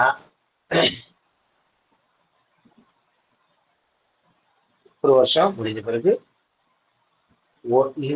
இந்த வருடம் அப்படின்னு நீங்க சொல்றது எல்லாமே பிபிஎஃப்ல நிதியாண்டுன்னு அர்த்தம். நான் இயர்னு சொன்னாலும் நீங்க என்ன நினைச்சுக்கணும், ஃபைனான்சியல் இயர் தான். ஓகேவா? 5 வருடம் முடிஞ்சிடுச்சுன்னா லோன் எடுக்க முடியாது, வித்ட்ராயல் தான் எடுக்கணும். சரியா? 5 வருஷம் முடிஞ்சிடுச்சுன்னா, so 1 year after completion of 1 year before expiry of 5 இயர்ஸ்க்குள்ளதான் உங்களால என்ன பண்ண முடியும், லோன் எடுக்கணும். லோன் எடுக்கணும் அப்படின்னா எவ்வளவு ரூபாய் லோன் கிடைக்கும் அப்படின்னா நீங்க எந்த வருஷம் வந்து கேட்கறீங்களோ லோனுக்கு அப்ளிகேஷன் அந்த வருஷத்தினுடைய முந்தின 31 மார்ச். இப்போ ஒரு அக்கௌண்ட் ஆரம்பிச்சு 3 வருஷம் தான் ஆகும். இப்ப என்ன மாதம், பிப்ரவரி 26. இப்போ வந்து 13/2/2026 லோன் கேட்கிறாரு அப்படின்னா 31/3/2025 அவர் அக்கௌண்ட்ல என்ன பேலன்ஸ் இருக்குதோ, 31/3/2025 அவருடைய அக்கௌண்ட்ல என்ன பேலன்ஸ் இருக்குதோ அந்த பேலன்ஸ் அதுலதான் 25% அவருக்கு லோனா கிடைக்கும். ஸோ நீங்க பாருங்க, for example one account open during the year 2021, first loan eligible 21-22. லோனுடைய எப்பவுமே வந்து அந்த அக்கௌண்ட் ஆரம்பிச்சு ஒரு நிதியாண்டு முடிஞ்சு 2வது நிதியாண்டு துவங்குது இல்லையா, அந்த நிதியாண்டு துவக்கத்தினுடைய முந்தின, அதுக்கு முன்னாள் தான் 31 மார்ச்ல எவ்வளவு பேலன்ஸ் இருக்கோ அந்த பேலன்ஸ் எலிஜிபிள். லோனை பொறுத்த வரைக்கும் லோனு இருந்தா வட்டி இருக்குன்னு சொல்லியிருக்கோம். லோனை பொறுத்த வரைக்கும் வட்டி வந்து ஆர்டி லோன் மாதிரி லம்சமா கட்டலாம், தவணையில கட்டலாம். ஆனா இங்க தவணைக்கு வந்து அதிகபட்சம் 36 தவணை தான் கொடுத்துருக்காங்க. 36 தவணைக்குள்ள ஒருத்தர் கரெக்டா கட்டிட்டாருன்னா அவருக்கு லோன் வந்து ஒரே லோனுக்கான வட்டி வந்து ஒரே ஒரு பர்சன்டேஜ் தான். 36 தவணை தாண்டிட்டாருன்னா அல்லது தவணையில சரியா கட்டாம விட்டுட்டாரு அப்படின்னா, பார்ஷியலா கட்டிட்டு விட்டுட்டாரு அப்படின்னா, அவருக்கு வந்து 6% வரைக்கும் லோனுக்கு வந்து வட்டி பிடிப்பாங்க. 6%னா 50 பைசா வட்டி. அப்ப இது அசல் பிடிச்ச பிறகுதான் வட்டியை பிடிப்பாங்க. வட்டியை பிடிக்கும் போது 2 தவணைக்கு மேல அதிகபட்சம் பிடிக்கக்கூடாது அப்படிங்கிறது ஒரு. இப்ப சப்சிக்வெண்ட் லோன் அலௌடா அப்படின்னா ஒருத்தர் ஒரு லோனுக்கு மேல எத்தனை லோன் வேணாலும் எடுக்கலாம். எடுக்கும்போது அவருக்கு வந்து ஏற்கனவே ஒரு லோன் நிலுவையில இருக்க கூடாது. ஒரு நிதியாண்டுல ஒரு லோன் தான் எடுக்க முடியும். Only one loan in one financial year. 5 வருஷம் முடிஞ்ச பிறகு அவரால் லோன் எடுக்க முடியாது. ஆனா என்ன பண்ணலாம்? வித்ராயல் எடுக்கலாம். வித்ராயல் எடுத்தாருன்னா திருப்பி கட்டணுன்ற அவசியம் இல்லை. ஆனா வட்டி வந்து குறைஞ்சிரும். ஏன்னா நம்ம வட்டியை கால்குலேட் பண்ணும்போது 31 மார்ச்ல ஐபிபி கால்குலேட் பண்ணும்போது வித்ராயல்ல பெருமையான தொகை கழிஞ்சிரும். அப்போ வட்டி குறைஞ்சிரும். ஒரு நிதியாண்டுல ஒரு வித்ராயல் தான் எடுக்க முடியும். சரியா? இப்ப லோன் எடுத்திருக்கிற அக்கௌண்டா இருந்ததுன்னா லோன் எடுத்துட்டு அவர் கட்டாம வச்சுட்டாரு. ஆனா 5 வருஷம் ஆயிப்போச்சு, வித்ராயல் எலிஜிபிள் சொன்னீங்கள கொடுங்க அப்படின்னா கிடையாது. ஸோ இங்க வட்டியும் கிடையாது, திருப்பி அடைக்கணுன்ற கண்டிஷனும் கிடையாது. இப்போ இதுல வந்து என்னன்னா 50% of balance held in the month of preceding year. எந்த வருஷம் அவர் லோன் எடுக்கிறாரோ அந்த வருஷத்துக்கு முந்தின 31 மார்ச்சினுடைய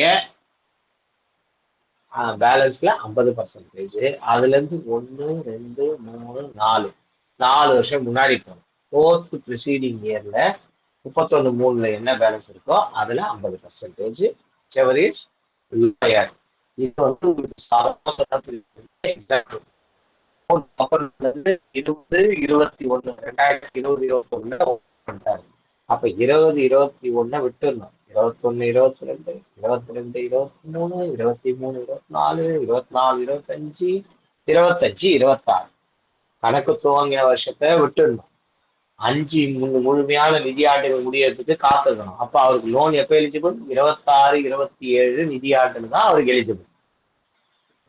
வித்ராயல் இப்போ வந்து அவர் 26, 27ல வந்து அவருக்கு அந்த எலிஜிபிள் இயர்ல வந்து வித்ராயல் வந்து எடுக்க வராரு அப்படின்னா 26, 27ல அவருக்கு ஃபர்ஸ்ட் வித்ராயல் அலௌடு. இப்போ வந்து ஒருத்தர் வந்து அந்த 4/5/2026ல வந்து வித்ராயல் எடுக்க வராரு. அக்கௌண்ட் ஓபன் பண்ணது பாத்தீங்கன்னா 4/5/2020. சரியா? அப்போ 20, 21 விட்டுருந்தோம். 21, 22, 22, 23, 23, 24, 24, 25, 25, 26 போயிடுச்சு. 5 ஆண்டுகளை விட்டுருந்தோம். 5 ஆண்டுன்னு சொன்னா நிதியாண்டு விட்டுட்டு 26, 27 நிதியாண்டுல அவருக்கு எலிஜிபிள். திரும்ப 4/5/2026ல அவர் வந்து எனக்கு இஸ்ராயல் கொடுங்க அப்படின்னு கேட்டாருன்னா நீங்க எந்த தொகை எடுத்துக்கணும்னா அவர் எந்த வருடம் வந்து இஸ்ராயல் கேட்கிறாரோ அதுக்கு முந்தின 31 மார்ச். அப்போ 31/3/2026ல எவ்வளவு பேலன்ஸோ அதுல 50% கால்குலேட் பண்ணி தனியா எடுத்து வச்சுக்கணும். அப்புறம் அதுல இருந்து 4 வருஷம் முன்னாடி போகணும். 26, 25, 24, 23, 26, 25, 24, 23, 31/3/2023ல அவருக்கு எவ்வளவு பேலன்ஸ் இருக்கோ அதுல 50%, விச் எவர் இஸ் லெஸ். இதான் வித்ராயல். பிபிஎஃப் அக்கௌண்ட் வந்து 15 வருஷங்கள். வருஷம் சொன்னா நான் ஒரு தடவை சொல்றேன், நிதியாண்டு ஆரம்பிச்ச வருஷத்தை விட்டுருந்தோம். Excluding the year of opening. இது ஒரு தடவை கேள்வி கேட்டிருக்காங்க. 15 year, 15 financial year, 15 financial year excluding the year of opening அப்படின்னு கேள்வி வச்சு. ஓகேவா? நெக்ஸ்ட் ப்ரீ மெச்சூர் க்ளோஷர் பிபிஎஃப்ல பண்ணலாமா? பண்ணலாம். 5 வருஷம் கழிச்சுதான் எலிஜிபிள். சார் 5 வருஷம் கழிச்சு எல்லா அக்கௌண்ட்டையும் க்ளோஸ் பண்ணிடலாமா அப்படின்னா எல்லா அக்கௌண்ட்டையும் க்ளோஸ் பண்ண முடியாது. என்ன இந்த ஃபாலோயிங் கண்டிஷன்? என்ன கண்டிஷன் இருக்கு? ஒரு சீரியஸ் இல்னஸ், அதாவது வந்து life threatening disease of the dependent children, spouse, parents and self அப்படின்னா என்ன அர்த்தம் அப்படின்னா இப்போ பிபிஎஃப் கணக்குதாரர்களுடைய சார்ந்திருக்கின்ற அவருடைய குடும்ப உறுப்பினர்கள், அதாவது கணவன், மனைவி அல்லது வந்து குழந்தைங்க அல்லது தனக்கோ அல்லது தன்னுடைய பெற்றோர்களுக்கோ ஏதாவது ஒரு லைஃப் த்ரெட்டனிங் டிசீஸ், அதாவது ஒரு கேன்சரோ இல்லை வேற ஏதோ ஒரு சீரியஸ் ஒரு டிசீஸ் இருக்கு, அவங்களுக்கு இந்த பணத்தை எடுத்துதான் செலவு பண்ணோம் அப்படின்னா அதை காமிச்சு க்ளோஸ் பண்ணிக்கலாம். அதே மாதிரி ஹையர் எஜுகேஷனுக்கு க்ளோஸ் பண்ணிக்கலாம். அக்கௌண்ட் ஹோல்டர் அவரே படிக்கிறதுக்கு ஹையர் எஜுகேஷனுக்கு க்ளோஸ் பண்ணணும்னா க்ளோஸ் பண்ணிக்கலாம், இல்லை குழந்தைங்களுக்கு க்ளோஸ் பண்ணணும் க்ளோஸ் பண்ணலாம். அதே மாதிரி ஒருத்தர் வந்து கணக்கு துவங்கும் போது இந்திய பிரஜையா இருக்காரு, அப்புறம் வெளிநாட்டுல போய் செட்டில் ஆகி அந்த நாட்டினுடைய பிரஜையா மாறிடுறாருன்னா அவர் வேணும்னா அந்த அக்கௌண்ட்டை க்ளோஸ் பண்ணிக்கலாம். On residency change of residency status அப்படின்னு அந்த கான்செப்ட் வந்து passport, visa, income tax returns copy இதெல்லாம் காமிச்சிட்டு அவர் வந்து இந்த அக்கௌண்ட்டை பிஎன்சி க்ளோஸ் பண்ணிக்கலாம். பிஎன்சி க்ளோஸ் பண்ணாங்கன்னா இப்ப பிஎன்சியை பொறுத்த வரைக்கும் இந்த சும்மா வாயிலேயே சொல்ல முடியாது, எனக்கு வந்து கொடுத்துருங்க, நான் வந்து டிகிரி படிக்கிறேன் எனக்கு க்ளோஸ் பண்ணலாம், எம்பிஏ படிக்கிறேன் க்ளோஸ் பண்ணலாம். இதுக்கு வந்து ப்ராப்பர் ஃபீஸ் பில்லு இதெல்லாம் கொடுத்து கன்ஃபார்ம் பண்ணிட்டு தான் நம்ம க்ளோஸ் பண்ணி கொடுக்கலாம். இன்ட்ரெஸ்ட்டை பொறுத்த வரைக்கும் normal PPF rate of interest இல்லாமல் 1% குறைச்சிடும். சரியா? அப்போ டேட் ஆஃப் ஓப்பனிங் வந்து 7.1% வட்டி கொடுத்துருக்கோம், அதை கழிச்சிடும். 1% கழிச்சு 6.1% காம்பவுண்ட் இன்ட்ரெஸ்ட்ல வட்டியை கால்குலேட் பண்ணும். So interest is 1% less then the actual account opening, அந்த eligible interest from the date of opening தான் பண்ணும். எக்ஸ்டென்ஷனை பொறுத்த வரைக்கும் சப்ஸ்கிரிப்ஷன் கட்டி ஆர்டி மாதிரியே தான், அவனை சப்ஸ்கிரிப்ஷன் ஒவ்வொரு வருடத்துக்கு கட்டலாம், இல்லை கட்டாமலும் விடலாம், கண்டினியூ பண்ணலாம், 5 வருஷமா கண்டினியூ பண்ணலாம். சரியா? அதே மாதிரி நெக்ஸ்ட் வந்து எக்ஸ்டென்ஷன். இப்போ வந்து வித்ராயல் வந்து 5 வருஷம் கழிச்சு அப்போ நானே க்ளோஸ் பண்ணலாம், வித்ராயல் எடுக்கலாம்னு சொல்லிட்டோம். 5 வருஷம் முழுமையா நிறைவு செய்த ஒரு பிபிஎஃப் கணக்குக்கு வித்ராயல் எடுக்கலாம். எக்ஸ்டெண்டட் அக்கௌண்ட் எப்படி சார் அப்படின்னா, எக்ஸ்டென்ஷனே நீங்க 5 வருஷம் தானே கொடுக்குறீங்க அப்படின்னா தாராளமா வித்ராயல் எடுத்துக்கலாம். ஆனா என்ன ஆகும் அப்படின்னா, ஒட்டு மொத்தமா இந்த எக்ஸ்டென்ஷன் பீரியட்ல வித்ராயல் வந்து ஒரு நிதியாண்டுக்கு ஒரு வித்ராயல் அலோடு. இப்போ ஒருத்தர் வந்து 15 வருஷம் ஒருத்தர் வந்து அக்கௌண்ட்டை முடிச்சுட்டு எக்ஸ்டெண்ட் பண்றாரு. இப்போ அவருக்கு வந்து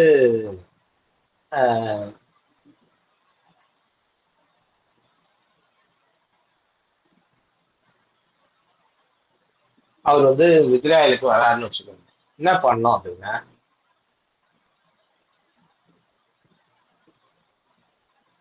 முப்பத்தி ஒண்ணு இப்ப அவர் எப்போ வராரோ அந்த எக்ஸ்டென்ஷன் பீரியட் இருக்கு இல்லையா, அந்த 15 வருஷம் முடிச்சு 16வது வருஷம் ஆகுதுல, அந்த பேலன்ஸ்ல 50% வரைக்கும் அவர் வித்ராயல் எடுத்துக்கலாம். 50%. நார்மலா வித்ராயல் இருக்கிற மாதிரி நிறைய கண்டிஷன்லாம் கிடையாது. நீங்க நார்மலா வித்ராயல் என்ன பண்றீங்க, முதல் வருஷம் 4வது ப்ரொசீடிங் இயர் இதுல அப்படிலாம் கிடையாது. எந்த ரெஸ்ட்ரிக்ஷனும் அமௌண்ட்ல கிடையாது. அமௌண்ட் எவ்வளவு எலிஜிபிளோ அதை காமிச்சிடும். ஆனா வித்ராயல் ஒரு வருஷத்துக்கு 1 எடுக்கலாம். அப்படின்னா என்ன, இப்போ 5 லட்சம் ரூபாய் அவருக்கு எலிஜிபிள் அமௌண்ட் வந்துச்சுன்னா அவர் 5 வருஷமும் வித்ராயல் எடுக்கலாம். எவ்வளவுன்னா 1 லட்சமா எடுக்கலாம். இப்ப என்ன ஆகுதுன்னா டோட்டலா வந்து உங்களுடைய எலிஜிபிள் அமௌண்ட் 5 லட்சம் வந்துடும். நீங்க ஒரு வித்ராயல் எடுத்த உடனே என்ன ஆகும், அடுத்த வருஷம் போய் வித்ராயல் எடுக்க போனீங்கன்னா 4 லட்சம் உங்க எலிஜிபிள் அமௌண்ட் காட்டும். அப்போ உங்களுக்கு 2 ஆப்ஷன் இருக்கு. நீங்க ஒரே விட்டா 4 லட்சத்தையும் எடுத்துக்கலாம், இல்ல எனக்கு 1 லட்சம் போதும், இல்ல 2 லட்சம் போதும்னு வெயிட் பண்ணலாம். இதுதான் வந்து இந்த அக்கௌண்ட் வந்து எக்ஸ்டெண்ட் பண்ணும்போது கிடைக்கிற மிகப்பெரிய பெனிஃபிட். இதேதான் எஸ்எஸ்சி. இது வந்து continue for further block of 5 years. 5 வருஷமா கண்டினியூ பண்ணிட்டே போலாம், எத்தனை தடவை வேணாலும் கண்டினியூ பண்ணலாம். அதே மாதிரி ஒருத்தர் வந்து இந்த பிபிஎஃப் அக்கௌண்ட் எக்ஸ்டெண்ட் பண்ணுவதற்கு அவர் வந்து என்ன பண்ணோம், 1 இயர் இந்த 15 வருஷத்துல இருந்து 16 வருஷத்துக்குள்ள எனக்கு நான் எக்ஸ்டெண்ட் பண்றேன் அப்படின்னு எழுதிட்டு. நிச்சயமா பிபிஎஃப் அக்கௌண்ட்டை பொறுத்த வரைக்கும் டேட் ஆஃப் மெச்சூரிட்டியில இருந்து எக்ஸ்டென்ஷன் 1 இயருக்குள்ள கொடுக்காம விட்டுட்டாருன்னா அந்த 1 வருஷத்துல அவர் கரெக்ட் டெபாசிட்ஸ்லாம் இர்ரெகுலர் சொல்லிட்டு ரீஃபண்டட் வித்தவுட் எனி இன்ட்ரெஸ்ட் திருப்பி கொடுத்துருவாங்க. மற்றபடி வந்து மற்றபடி ஆல் அதர் கண்டிஷன்ஸ் ஒண்ணும் இல்ல, இந்த மாதிரி கூட போடலாம். மியூட் பண்ணுங்க சார், மியூட் பண்ணுங்க. ஆல் அதர் கண்டிஷன்ஸ், அதாவது சப்ஸ்கிரிப்ஷனோ மினிமம் மேக்ஸிமம் பெனால்டி, இது எல்லாமே வந்து நார்மலா அக்கௌண்ட்டுக்கு இருக்குது. சப்ஸ்கிரிப்ஷன் வந்து ஒருத்தர் பண்ணிட்டாரு அப்படின்னா இந்த எக்ஸ்டெண்டட் பீரியட்ல அவங்க பேலன்ஸ் வந்து 60% வரைக்கும் கொடுப்பாங்க. அதே மாதிரிதான் 5 வித்ராயில இருக்கலாம். ஒரு ஒரு ஒரு நிதியாண்டுக்கு ஒரு ஃபைனான்சியல் இயருக்கு ஒரு வித்ராயல் தான் அளவு. எக்ஸ்டென்ஷன் ஒருத்தர் கொடுத்துட்டாரு, எக்ஸ்டெண்ட் பண்ணி கட்டிட்டே இருக்காரு, திடீர்னு வந்து எனக்கு எக்ஸ்டென்ஷன் வேண்டாம் அப்படின்னா சொல்ல முடியாது அப்படின்னு சொல்றாங்க. இதுதான் வந்து பிபிஎஃப்னுடைய டோட்டல். இது கொஞ்சம் உங்களுக்கு புதுசா இருக்கும். சரியா? நெக்ஸ்ட்